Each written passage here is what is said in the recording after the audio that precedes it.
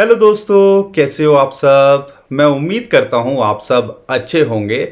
लेकिन ये doge coin के अंदर एक माहौल सा बना अच्छा खासा। हमने 25-30% का पंप देखा और अभी हम उसके अंदर डंप देख रहे हैं और उसका बन गया है बुर्ज खलीफा। पूरा का पूरा मामला क्या हुआ, हम सबको पता था कि इस हफ्ते एलॉन मस्क ने जो ट्विटर, मैं सिर्फ इलॉन मस्क की बात न करूं, पूरे ट्विटर के लोगों को, जो बर्ड था उसको चेंज कर दिया था डॉज के लोगों से। और जैसा ही उन्होंने किया तो हमने 25-30% का उसके अंदर पंप देखा।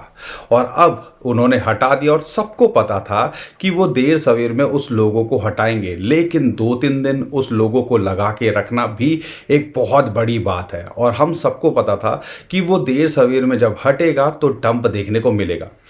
इसीलिए हम आपको लगातार कह रहे थे कि $0.1 पे इसको रेजिस्टेंस है, उसको सेल करो, 25-30% का प्रॉफिट बुक करो या पार्ट में तो कम से कम सेल करो, ताकि मौका नीचे आए तो हम बाय कर पाएं। तो ये चीज़ें आपको समझनी पड़ेंगी पहली। लेकिन यहाँ पर इलॉन मस्क हो या कोई भी इंस्टीट्यूशन हो, वो आपके इमोशंस के लिए नहीं बैठे हैं, वो बैठे हैं पैसा कमाने के लिए। और आप सबको ये पता होना चाहिए बहुत अच्छे से कि मार्केट के अंदर जहाँ बैंक नेगेटिव रिटर्न दे रहे हैं, यानी कि आप अगर बैंक में पैसे रखते हो उसके पैसे चार्ज कर रहे हैं, वहाँ पे पूरे के पूरे 25-30% का रिटर्न इंस्टीट्यूशंस को मिल जाए या एलॉन जैसे शख्स को मिल जाए, क्या वो छोड़ने वाले हैं। और वहाँ पे बात आती है पूरे बिजनेस, वो पक्के बिजनेसमैन हैं।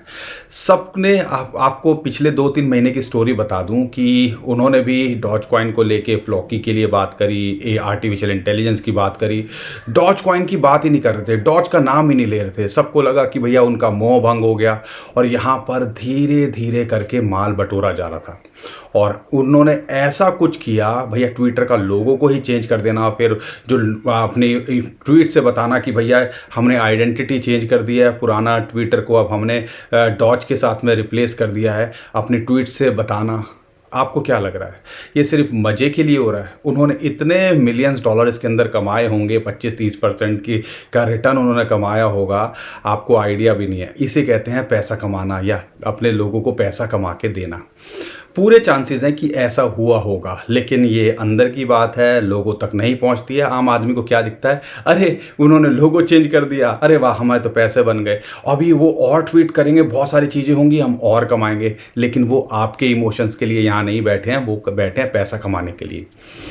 अब यहाँ पर एक बड़ा सवाल जो निकल के आता है कि उन्होंने खेल तो कर दिया, अब हमें करना क्या है। अब टेक्निकल्स, जब दोबारा से टेक्निकल्स पे आना पड़ेगा, बैक टू बेसिक्स पे आना पड़ेगा। और बैक टू बेसिक्स की बात करते हैं, मैं शिबा और बिटकॉइन की भी आगे बात करूंगा, लेकिन डॉज कॉइन का भी क्या करना है। दोस्तों, मैं उम्मीद करता हूं कि ये दोबारा भी ट्वीट करेंगे, लेकिन फिर दोबारा अपना बोरा भरने के बाद में, अपना माल बटोरने के बाद में। और माल बटोरने का दो इसके अंदर इंपॉर्टेंट लेवल्स है जिसको आपने ध्यान रखना है।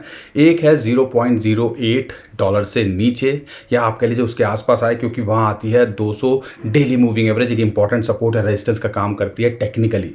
तो वहाँ एक एंट्री अगर आपको मिल जाए तो इस बार बना लीजिएगा। और दूसरी एंट्री लगभग आती है 0.072 के आसपास। तो ये दो लेवल पार्ट में अगर आप एंट्री लेते हो तो यहाँ पर अगर दोबारा एलॉन मस्क ने कुछ ऐसा खेल किया, और वो उम्मीद कर सकते हो वो करेंगे ही, तो आपको यहाँ एक बड़ा खेल डॉज कॉइन के अंदर दोबारा देखने को मिल सकता है। लेकिन इस रेट के आसपास जो है, कहीं ना कहीं हर्ज नहीं है कि यहाँ पर अगर आप रिस्क ले सकते हो तो एंट्री बना लो। मैं ये नहीं कह रहा वो करेंगे ही, लेकिन पूरे चांसेस हैं कि वो देर सवेर के अंदर यहाँ पर उसके बारे में दोबारा से कुछ ना कुछ ऐसा करेंगे जिससे आप भी पैसा यहाँ कमा पाओगे। और टेक्निकली बात करें, हमने लगातार बोला $0.1 पे सेल करो, पुरानी वीडियोस देख लो, 2 डॉज कॉइन के लिए जो हमने बनाई है उनके अंदर हमने लगातार बोला कि ऐसा होगा, और वही अभी हमें देखने को मिल रहा है। तो यहाँ पर इस लेवल पे हमारी रेंज के अंदर आ रहा है, तो हम वहाँ पे एंट्री बनाएंगे। और आप भी अपना रिस्क देख के, हम कोई फाइनेंशियल एडवाइज़र नहीं है तो आप बना सकते हो। लेकिन उम्मीद जो कर रहे थे कि डॉज कॉइन मीम कॉइन को फॉलो करेगा शिबा इनू, थोड़ी फ्लक्चुएशन तो देखने को मिली लेकिन उसने कुछ खास फॉलो नहीं किया और उसको जो 150 डेली मूविंग एवरेज है वो रेजिस्टेंस लगातार निकल के आई। ये जो वाइट लाइन आपको दिख रही है शिबा इनू के अंदर, उसके ऊपर ये क्लोज नहीं कर पाया और टेक्निकली अभी भी आप कह लीजिए 1150 इसके लिए एक रेजिस्टेंस है जिसके बारे में हम लगातार बात कर रहे थे कि ये एक टारगेट हो सकता है, रेजिस्टेंस हो सकता है, उसके ऊपर जाएगा तो एफर्ट पड़ सकता है।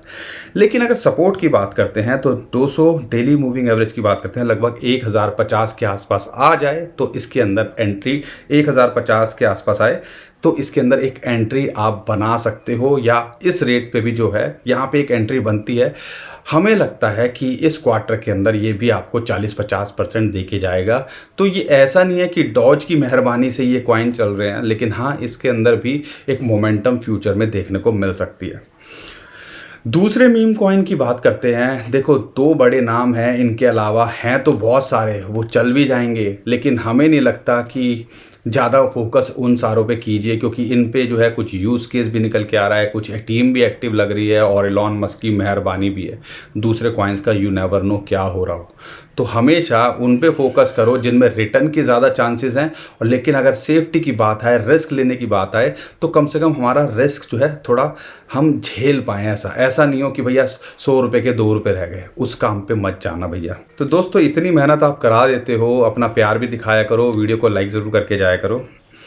अब बात कर लेते हैं यहाँ पे बिटकॉइन की। बिटकॉइन हमें कितने अच्छे से लेवल पे काम कर रहा है ना, फिबोनाची की रेशियो है 0.382, उसके ऊपर अच्छा खासा ये मेंटेन करने की कोशिश कर रहा है। तो 27,500-400 डॉलर इसके लिए सपोर्ट है, वहाँ बना हुआ है तो टेंशन लेने की ज़रूरत नहीं है। उसके नीचे आता है, क्लोज करता है तो हो सकता है हमारे लिए टेंशन हो, और ये जो है 25,500 डॉलर तक आए।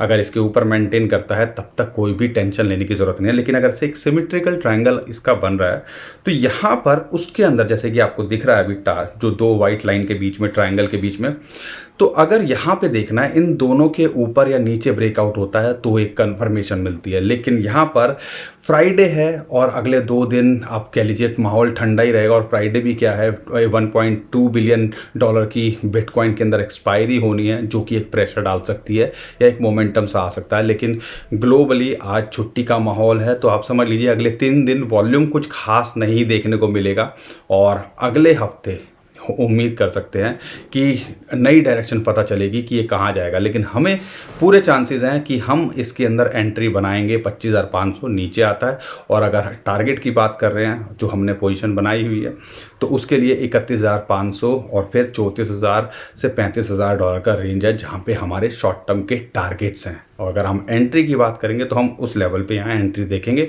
अगर ये यहाँ इसके ऊपर मेंटेन करता है 27,500 तो कोई भी टेंशन की ज़रूरत नहीं। अगर नीचे आता है तो हो सकता है 1,000-2,000 डॉलर ये आपको नीचे गिरता दिखे। बिटकॉइन को लेके ये ओवरऑल सिचुएशन है, लेकिन घबराने की ज़रूरत नहीं है। माल को अगर आपने अच्छे रेट में लिया हुआ है तो बटोरते चलिए, और Q2 के अंदर हम अभी भी एक्सपेक्ट कर रहे हैं कि हम 35 से 40,000 डॉलर के बीच में बिटकॉइन का प्राइस देख सकते हैं। और ऑल सीज़न की बात करते हैं तो ये वीकेंड के अंदर थोड़ा सा माहौल ठंडा रह सकता है, लेकिन आप ध्यान रखिएगा कि यहाँ पर एक ऑल सीज़न ड्यू है, और आने वाले टाइम के अंदर हमें उम्मीद है कि जो आपके होल्ड किए हुए कॉइन्स हैं वो आपको एक अच्छा रिटर्न देके जा सकते हैं। अगर मैं ये नहीं कह रहा हूँ 10 गुना हो जाएंगे, लेकिन हाँ 50-100% का पोटेंशियल, अगर आपने अच्छे कॉइन यूज्ड केस रखे हुए हैं तो पूरे चांसेस हैं वो आपको देके जाएंगे। उम्मीद करूंगा हर बार की तरह आप अपना प्यार दिखाएंगे। कंटेंट अच्छा लगा है तो वीडियो को लाइक ज़रूर करिए, चैनल को सब्सक्राइब ज़रूर करिए, और ट्विटर टेलीग्राम को फॉलो कर लीजिए। नीचे डिस्क्रिप्शन में जो लिंक है उसी से कीजिएगा। बहुत सारे स्कैमर हमारे नाम से स्कैम करने की कोशिश कर रहे हैं, उससे आप बच पाओगे। और हमें आपसे कोई पैसे नहीं चाहिए। अगर हमारे नाम से कोई पैसे मांगता है तो समझ लीजिएगा वो भी एक स्कैमर है।